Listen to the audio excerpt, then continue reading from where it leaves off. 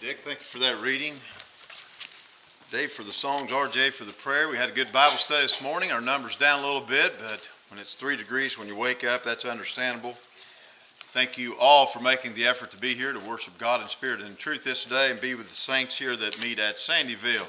Good to see everyone. Look forward to being together once again this afternoon at 4 p.m. There was an elderly couple that had been married for 65 years, and they're sitting on the front porch of their nursing home, and as they're looking out, they see the sun setting, and it's a very beautiful scene, and the gentleman is looking at the sunset, and he's looking at his bride of over 65 years, and he starts, this well of emotion comes up, and so he reaches over and he gently takes her hand and he just looks into her eyes and he says, I'm proud of you. And she says, what? And he says, I'm proud of you. And so she looks at him and says, well, I'm tired of you too. I love that story because it says a lot about us as Americans, and I think it's because we have selective hearing. We have selective hearing in our society in that we only want to hear what we want to hear, and what we don't want to hear, we choose not to hear. And so when you think of examples, you're in anybody ever fly, and I'm sure some of you have too. The girl up front, the stewardess does the oxygen thing, and nobody's listening. Nobody. The only thing anybody's thinking of, if this thing goes down, I'm going to, that's all that's going through your mind. You're really not listening to those instructions. And you leave the house. Your wife says, "Hey, don't eat lunch out. I've got something made." And while you're out, hey, listen, Mommy and Daddy need the gutters cleaned out. This needs done, and it's like, take the trash out while you're going out. No hablo English, and nothing goes in. You don't hear any of those things because we choose to hear what we want to hear. We hear and understand what we only want to hear. And I don't think that's a new phenomenon because what Dick had read, and there's nothing new under the sun, and in those days, even as far back as the Judges and really as far back as time, that we just do what we want to do, hear what we want to hear, what's right in our own eyes. I think that goes back a long way. Now, in Luke chapter 6, verse 46, Jesus asked the question, why do you call me Lord, Lord, and do not the things I say? Now, I think that's a good question. And it stands to reason if John described Jesus, as he does in the book of John, he says that in the beginning was the Word, and the Word was with God, and the Word was God, he says. And the Word became flesh and dwelt among us. It only stands to reason that if the Scriptures reveal Jesus as the Word, do you think that Jesus might have something to say that we need to hear? Jesus is described as the Word. And yet there are a lot of folks in this world that will tell you plainly that what? They love Jesus. I love Jesus. We all love Jesus. Folks in the world will tell you they love Jesus, but you know what? As you think about that, they really don't do an awful lot of what Jesus says. But yet they'll tell you that they love Jesus. And I think that kind of thinking just permeates in our religious society that we live in. And you think about it, whether we're talking about the guidelines for worship, what we must do in worship, the principles of divorce and remarriage, whether you're talking about demands for purity, the work and the function of church, the requirements that it takes to go to heaven. There are a lot of folks that love Jesus, but they're not listening to what Jesus says. Many will say, well, you know what? That's all good stuff that you've just said. That's interesting stuff. I like to talk about that stuff. And they'll say, you know what? It's just not necessarily essential, though. You just give me the grace. You just give me the forgiveness. You just give me all of those things. And forget about talking about the rules and the regulations and the law that's laid out in the New Testament, those requirements. And if you don't think that's true, you just take a few moments sometime, go through a religious bookstore, and you see what all the modern day scholars have written about baptism. See what all the modern day scholars have written about instrumental music. See what all the modern day scholars have written about church activities, how to evangelize, all of those things. Or just pick up any book that's written by Joel Osteen. And yet today, this day, there'll be over 40,000 people go to hear him speak. And there'll be millions of dollars that will be spent on his books. It's as if the religious believe that somewhere, at some point in time, Jesus says, all I want you to do is just love me. All you need to do is just love me, and really that's all that I ask. I want to make something real clear. Jesus never said that. In fact, Jesus never said anything that even comes close to that. In the mountain message, I like what Matthew says. Notice again, we looked at Matthew 7 last week, but in verse 21, the picture of the judgment scene, not everyone that says to me, Lord, Lord, will enter the kingdom of heaven, but he who does the will of my Father who is in heaven shall enter. Matthew actually does the Sermon on the Mount. He does the sermon part. And when you look at Luke, what Luke does, he makes a good application of what the Lord said in the Sermon on the Mount. Thus what he says in Luke, when he says, why do you call me Lord? Why do you call me Lord, Lord, and do not the things that I say? And let's make some applications out of that, just that verse. And first of all, when you look at that, when you look at what Jesus says, why do you call me Lord and do not the things that I said, that calling him Lord obviously doesn't make him Lord. It's what he's saying there. That's really the first point. He clearly says that. Calling him Lord doesn't necessarily make him Lord. And we can think about that term Lord. It means a place of honor, a place of respect. It means rank. It means authority. Now, we all know what the lord of an estate is. And then talk about the ultra wealthy and those that work on an estate, those that live on an estate, a grand estate of wealth. They call the owner of that estate, the master of that estate, Lord. Yes, my Lord. Hey, take care. Yes, my Lord. That's how that is. Now, in the Old Testament, Jehovah, God, Yahweh, he's called that as well. He is a lord of an estate. The estate is the entire world. The estate is everything that we see. That's God's estate. When you talk about, because the earth is the Lord's, the fullness thereof is the Lord's. All that is in the earth is the Lord's. He is the Lord of all, is the picture you need to see. Jesus in the New Testament reemphasizes that. What's he say about himself? I'm King of kings, Lord of lords. So we get the idea of that. The problem is often that people call him Lord, but yet they don't honor him as Lord. People always, Jesus, the Lord of my life, but they don't honor him as the Lord. And the Lord talked about that. These folks here, they draw near to me how? With their lips. It's easy to say, Jesus, the Lord of my life, but their heart is far from me. They don't honor me. Well, why is that significant? Why would that be significant? I contend to you that it's because that I think words mean something. I'm going to tell you something. Words mean something especially to Jesus Christ. You know, the Lord believes that they should mean something. Words are powerful.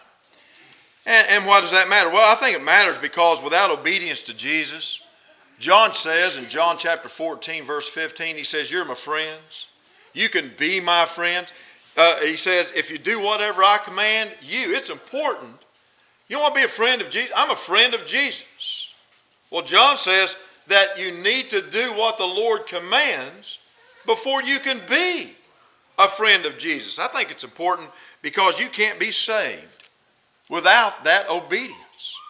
The Hebrew writer says that he became the author of eternal salvation to all them that obey him. Now, it's important because you know what? You can't make it to heaven unless we understand that obedience. And that's why at the end of the Bible it says this in Revelation.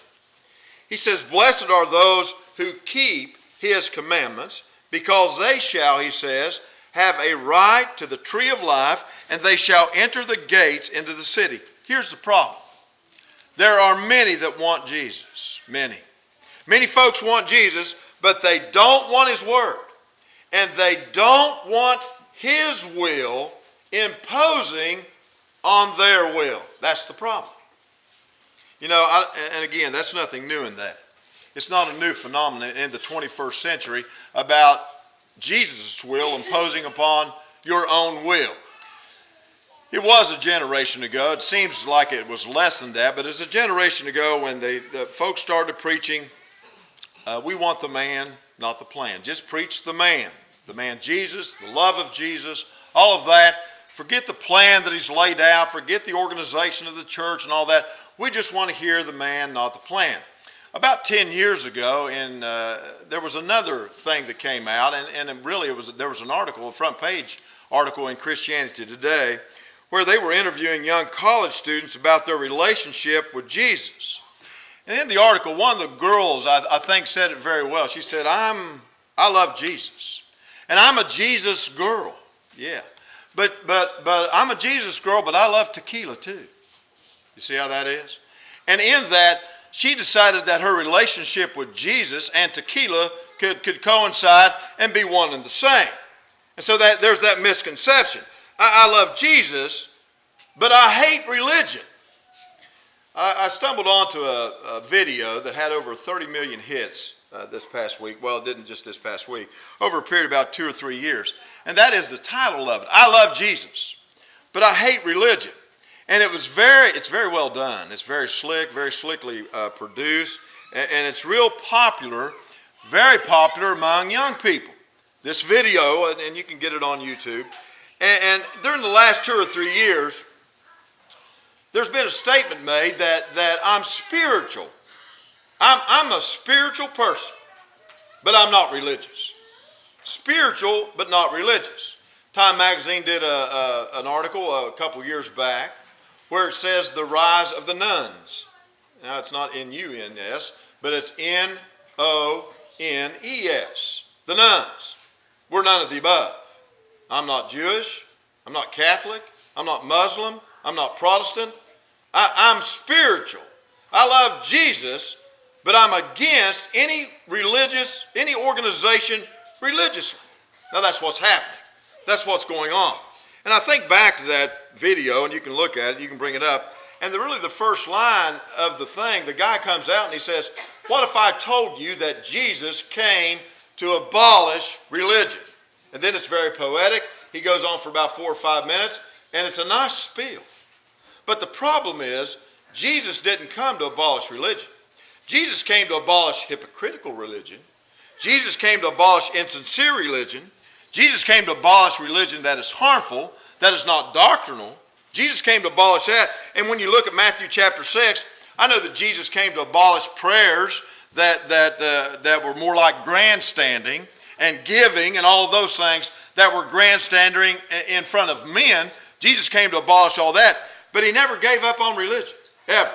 In fact, Jesus was found where? On the Sabbath. He was found in the synagogue, worshiping God. He was encouraging others to do that. The Lord was a Jew. He observed all the religious holidays. He observed all of that, the Passover and all of that. He kept the law. And I'm just saying that there's a lot of little catchy things out there. A lot of little catchy things that folks are coming up with of yesterday and yesteryear. And that sounds pretty good.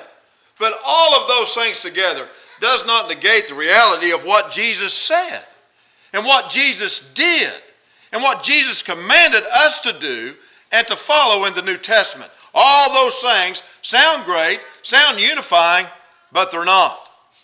I love Jesus, but I hate religion. I'm spiritual, but I'm not religious. Preach the man, not the plan. What is all of that? You know, until we accept His will be done, thy will be done, not my will. Until you accept His will and not your will, He's not your Lord. He's not the Lord of your life. He's not Lord of lords, King of kings. Calling Him your Lord doesn't make Him the Lord. Something else I suggest to you that also means that personal experience does not always guarantee a personal relationship. You know, in the 21st century, you know what? We're all about experiences. We're all about religious experiences, are we not? I think it's interesting. Let's look at verse 22, Matthew chapter 7. Jesus again, many will say to me on that day, Lord, Lord, did we not prophesy in your name? In your name cast out demons? In your name perform many wonderful works? Well, I've got to tell you, that's an impressive list. And did you notice in the list that Jesus says that you did not do that? He doesn't deny that that wasn't done. I think about Judas in the limited commission, the apostles. I'm sure that he was able to do things, miracles just like the other apostles. And I think about other occasions, members of the Corinthian church, all the problems that they had, they still had the ability to do those things. They still were recognized. They could prophesy, tongues, interpretation, all of those things. Just because they were in a mess didn't mean that they couldn't do those things. Jesus doesn't deny that they prophesied, that they cast out demons, that they did many wonderful works. He doesn't deny that at all. But he does deny those that are doing the wonderful works, prophesying, casting out the demons, that he denies that they were disciples at all. They weren't disciples. And he says, depart from me, you that work lawlessness or iniquity, he says. Now, I got to tell you, I look at that text and I look at that day of judgment. I look what Jesus says. And I'm thinking about the Lord today saying that or writing that today in 2016 as he says it to the society that has come up with all these little notations about how they love the Lord. And really and truly, the touchy-feely society that we live in, I just think that, you know what, Lord, I don't mean to be disrespectful here, but I think you're wrong on this. I think that's the attitude. I think folks will come back with that. I just feel you're wrong about saying all that. I just get that picture. Because in 2016, for many, in religion, experience is everything. It's the new wave. Experience. Make no mistake about it. Prophesying, casting out demons, doing many wonderful works. Yeah, that's a religious experience. I mean, I want you to think about it. The American culture that we live in, it's about experience. It's about entertainment. Movies, concerts, TV, whatever we can absorb, whatever, we emphasize the experience. And I want you to think if the church could replicate what we just read in verse 22. What a religious experience it would be this morning if we could replicate that and do that. Well, and again, I missed an article this week, but a couple of weeks ago I read an article about a guy was finding that out, about what motivated those that were religious-minded to seek that out, to have a more experience as far as looking for religion. They wanted a more experience-driven church, a more experience-driven worship, and all of those things. And the author was asking why that was so appealing, and really in the article he never really gave an answer, but I think I do. You know, I think because when you talk about experience-driven religion, you know, experience doesn't challenge anyone. An experience just asks you to feel something. You just feel it and have that experience. And it really doesn't ask nothing in return from you. An experience just wants you to feel something. That's it. And also, you know what? An experience has no boundaries. Whether it's how far you can go, how far you can fall short, it's your deal. It's your experience. There's no boundaries. Now, I hate to break it to you, but God has boundaries. And if you don't think God has boundaries, read 1 Corinthians 14 and how we're supposed to be edified and built up with one another. How that works actually in a worship service and how he wants things done. And part of that is decent and in order. That's the experience God wants. All right? But now when you're talking about your experience, well, there's no boundaries. There's no limits. All right? It's how you feel. Now, a dangerous part about that is, I think thirdly, that for the folk that is experiencing that's validation. Do you know the better your experience is, and the better you feel about your experience, do you know that's more approval of God? God validates that. It's got to be right, and it's got to be good, because I just can't believe the experience I've had in this worship service, in this religious moment. And so that's the criteria. That's the criteria that it's accepted of God, because it felt that good. And the better it felt, you know the approval is from God, so it's validation. See how that works? Notice 1 John. The criteria for what good worship is how it makes you feel. So it's validated by God, must be acceptable by God. 1 John chapter 2. John says this, but this we know, that we have come to know him. How? If we keep his commandments. If we keep his commandments, I know that I know him. Verse 5. But whoever keeps his word, in him the love of God has truly been perfected. By this we know him, that we're in him, if we keep his word. Now you look at that, that's just a little bit opposite of what we've been talking about the felt experience, that experience. Now, don't misunderstand me, and don't misquote me, and don't think I'm leading you down the wrong road. Nobody believes that our worship service should be emotionless, all right? Stoic, without feeling. If our worship service is ever that way, shame on us. We know better than that. That's not what we're talking about. Worship should be a joyful experience each and every time we worship God, all right? But on the other hand, if we judge church and we judge worship based on our experience, I think you're going to be disappointed. I think you'll be disappointed. You see, the church, with our limited resources, and I believe that's in God's wisdom. Where else can 2 or 3 people gather together and worship God according to spirit and in truth? How can that be? I'll tell you how that can be. God has designed New Testament worship in the most simplistic way that we can fulfill it out there, in here, over there, with 2 or 3 together. And it was never designed to be Hollywood. It was never to be designed to be Disney World, even if we had unlimited resources to make it that way. To give you that experience, you see. That's not the design of New Testament worship. It just isn't. Also, it means that if we have to have that, if you need that, if you've got to have that, you know what you're doing? You're depending on sight and not faith. If that's what you need, you fall way short of your faith coming by hearing what this book says. Man, there's a lot of folks out there being misled. A lot. We want that experience. Several years ago, I don't remember that song. That don't impress me much. I don't even remember who. That's how much it impressed me. I don't know who sang it or what they did. But I think when I look at Matthew 7, I think that's what the Lord's talking about. You know what?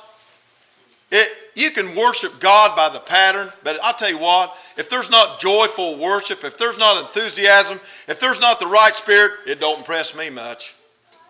And you can have all the enthusiasm, you can have the right spirit, you can have all the joy, but if you're not according to the pattern and what I've commanded you to do, it don't impress me much. I think that's what Jesus is saying.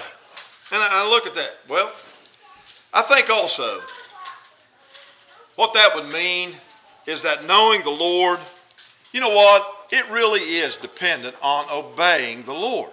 Knowing the Lord is absolutely dependent on obeying the Lord. It's interesting as you look at Matthew 7 that Jesus says that I know you prophesied, I know you cast out demons, I know you did many wonderful works, but he says I never knew you.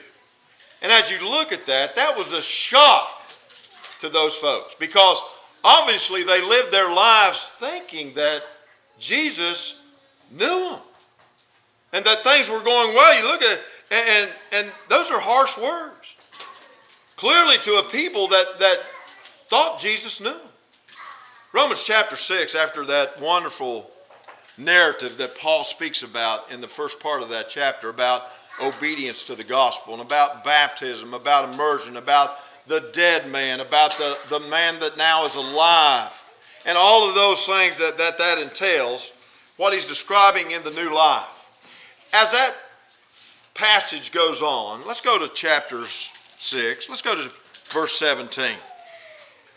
He's describing what that life is now. He says, but thanks be to God that though you were slaves of sin, you became obedient from the heart to that form of teaching which you were committed. Now, what's that verse say?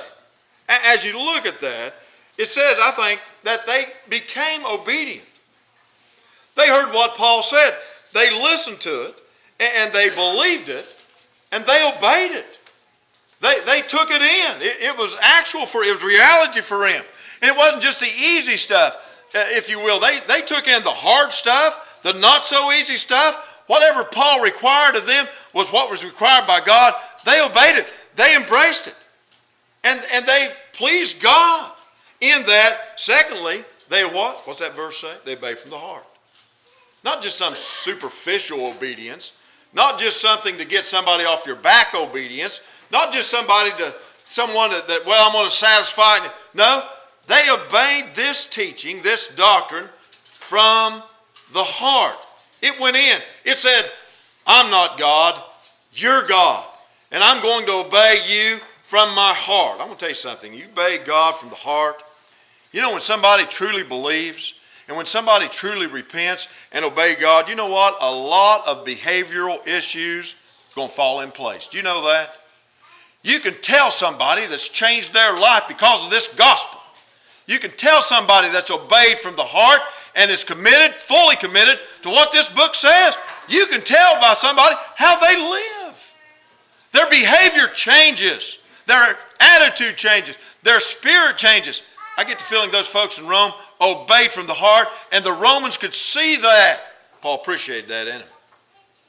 And you know what? They obeyed that teaching, which was committed to them. And your book probably says doctrine. And again, that's something we don't want to hear. A lot of folks don't want to hear. Oh, the doctrine. You know what? This book, yeah, it's a love letter. But it's got things in there. It's got rules in there. It's got regulations in there. It has law in there. Folks don't like to hear that. They omit again. Why is that? They've got selective hearing.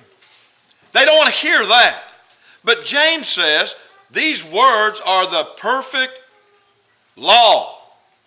The complete law of liberty that frees you from sin. This is law. It's New Testament law. It's the Lord's law. These individuals, when Paul was writing, they didn't turn to God. They did turn to God not to do their own thing. They turned away from that. What did they learn? What did Paul deliver them? He taught them about righteous living. He taught them about one Lord, one faith, one baptism, one body. All of those things. He talked about being of one mind, one voice, killing the old man, living the righteous life of the new man, all of those things. He taught them how forgiveness can be now, that you're a Christian. All of these things Paul committed to them. They obeyed that form of teaching. And Paul appreciated that, committed to that teaching. They didn't outgrow it. They didn't abandon it. They didn't buy something that is on a whim that people say now. It was in them. They committed to that. They studied that. They believed that. They embraced that. And they didn't change from that. The apostle was thankful. God is thankful when we're that way. When we're that committed. When we obey that way from our heart. They were committed and that truth doesn't change. And I'll tell you what, that's how early Christians made the Lord their Lord. Not just in lip service. No. So knowing that the Lord is obeying the Lord. Knowing the Lord is obeying the Lord. So what do we do with that? Calling him Lord doesn't make him Lord. Personal experience doesn't guarantee a personal relationship, does it? No. Knowing the Lord really does mean obeying the Lord. That's what that means. What are we going to do with that? What are you going to do with that? You got 4 answers. Well, you got a choice. We always talk about free will. You can do what you want. You got a choice. You can reject him as Lord and not do what he says. Have at it. Join the other 99.9999 people out there. That's what they're doing. They're rejecting him as Lord and they're not doing what he says. And you have that choice. You can do that. You can reject him as Lord, but you can do what he says. You and I know a lot of people like that. They've rejected him as Lord. They're still good people, good neighbors, good moral people. But you know what's wrong with them? They're not Christians. They're not Christians. They've rejected him. And they have no intention of being a Christian. And their goodness is not sufficient. They've rejected him as Lord. Or you can confess him as Lord. but you don't have to do what he says. There's folks here that's done that. They've confessed him as Lord, but they're not obedient to him. That really is the basis of Luke 6:46. Why you call me Lord, Lord? Why do you confess me as Lord, but you don't do the things that I say? I've got a doctor, and he's my doctor, but I don't listen to him and I don't do what he says. What's the use of saying I've got a doctor? Same reasoning. Parallel that. Yeah, he's my doctor. You doing what he says? No. How many hard-headed people's in this room? Got a fourth choice. You can confess him as Lord, and you can do exactly what he says. You can obey him. That's basically, I don't know any more choices. And you know what? We can do that, and we can realize that. We do that because, you know why we have to do that? It's his estate. It's his house. It's his dwelling place. You know, our home is open. We love for people to come to our house. We like visitors.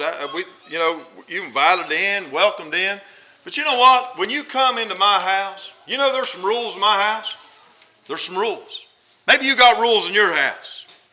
So you know what? When you come to my house, you're not allowed to smoke in my house. You're not allowed to use tobacco in my house. If you do, I'm going to ask you to put it out or get out.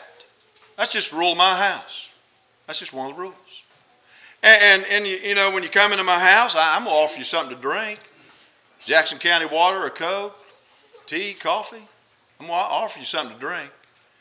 But if you're drinking a beer, I don't, no alcoholic beverages in my house.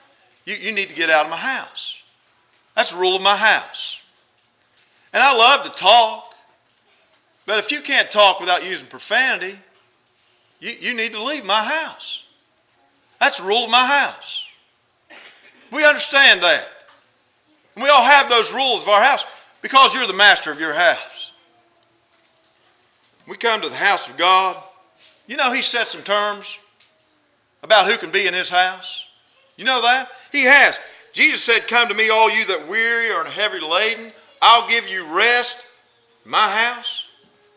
But there's terms for you to enter my house. If you're going to come into my house, I want you to know how important this place is. Because I want to tell you, you're going to seek this house above all others. This kingdom above all others. He said, I want you to be holy because I'm holy. I want you to do my will, not your will, to come into my house. Those are his rules, to be in his house. This is the way we must behave, he says, if we're going to be in his house. And he says, I want you in that way to live and make sure that you're loving God and you're loving me and you're doing my will. He says if you want a mission to his house, there's some things that you need to do before you come in the front door. He that believes and is baptized shall be saved. That's the invitation. That's the requirement for entrance to God's kingdom, to his house, to where all your sins are forgiven forever. Those past sins are gone. He remembers them no more. The plain, simple obedience to the gospel. You can be added to the Lord's house, the Lord's kingdom, where all spiritual blessings are. If you've not done that, we would so strongly encourage you to do that. You know the terms, those choices. You can do that. You can call him Lord, but not do the things he says. There's no entrance to the house that way. He that believes and is baptized shall be saved. Please come. As together we stand and sing.